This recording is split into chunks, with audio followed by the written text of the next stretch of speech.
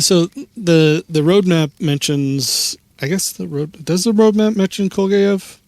It doesn't. No. No, it doesn't. Actually, it doesn't. Yeah. Okay, so are there any other surprises or features in store for Reforger that aren't mentioned on the roadmap? Well, the truth is that every major update that we had, there were features from the roadmap, and there was probably like 80% of other stuff which was never on the roadmap. So we are doing this all the time.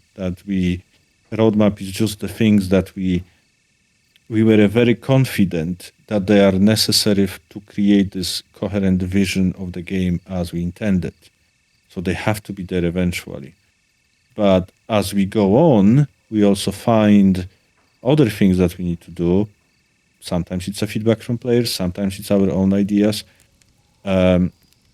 Sometimes we have random developers sitting over the weekend and playing with some technology and finding out completely new features which no one expected that may happen, but it's so cool that it gets integrated.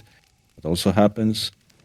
So we already have and been delivering those surprises and features out of the roadmap. Yeah, that's and I think it will continue. So currently on the roadmap, I think we have only a few items left, like disassembly of the mortars, electricity, HQ commander,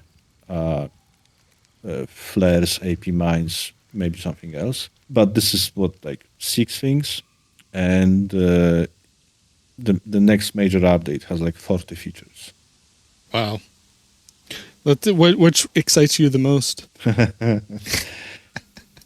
one. Yeah, you're sharp. You spotted that trap from a mile away.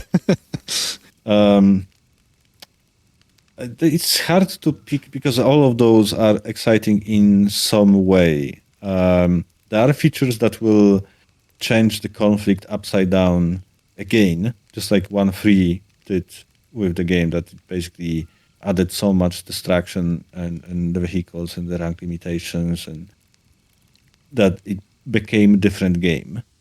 I think the next major update has a potential to do the same because of the few features, and they will really change how it feels inside the session, during the session. What kind of things you do and how does it all feels. We have some surprises which even devs were surprised when we added them. Some of them very controversial. I cannot say exactly what, but right now, when devs are listening to this, they know exactly what I'm talking about. We have a lot. Even the things that we said, oh, we're gonna do it, they will be bigger than what we said or what you may expect. So even in the things which we announced already, there are some hidden surprises or hidden depth that you guys don't know about. Well, I certainly look forward to discovering those when they eventually get released. And in one of the recent videos, Natasha hinted at vehicles being moved by not wheels and snipers having a harder time. Is that code for boats and wind or tracked vehicles, perhaps? I don't know what she meant. Of course. I actually tried getting wind to affect projectiles, and by using the on-fired events, tying a vector to it, and I actually got the tracer round to move with the wind, but it fired two rounds, and it the only round that the server saw was the one that went forward. So yeah. There are definitely maybe some issues with it. I don't want to confirm nor deny anything. I think your speculations are interesting. Hot or cold? Warm, maybe? I'm warm. I'm fine. Yeah, and if Natasha said it, then it must be something important. Yeah, let's see what happens. Yeah. Yeah, let's see. Sometimes um, we know we are doing something, but we do not announce it until we are really sure that it's gonna go out. Um, so when we say yes, this is coming in eventually, this probably means that we already have it implemented. And when we say this is probably going into next update, this is because we already have it in next update being tested, and we have a very high confidence this is actually going out and not being removed. Right. And We it'd get removed if basically, it's like totally broken or you find something that's yeah, there is always risk of reverting, turning things off, removing content from the game if we cannot make it work, especially in the last weeks or months before planned release.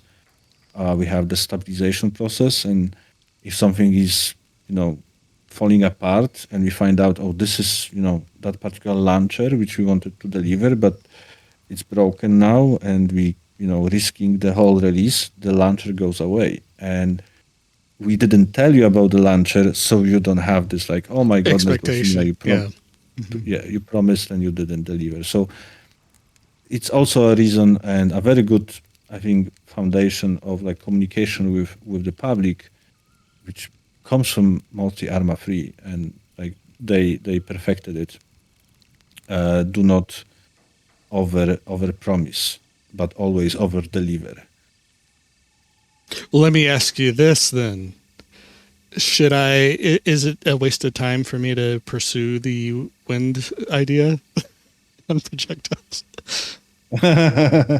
Well, I think it would be difficult to achieve because the code which drives the ballistics is in C++ and it's barely exported. So you could probably in every frame add a physical force, but it's so wasteful operation, especially if you do it on all possible projectiles. Um, that it would work like a technical demo, but it would be not very good as a mod which you could run with 100 people on the server. Okay. No, I I'll think stop working on it then. yeah, that's what I would suggest. Hey, thanks so much for watching that clip. If you want to watch the full video, the link is down below in the description. And don't forget to like and subscribe to the channel.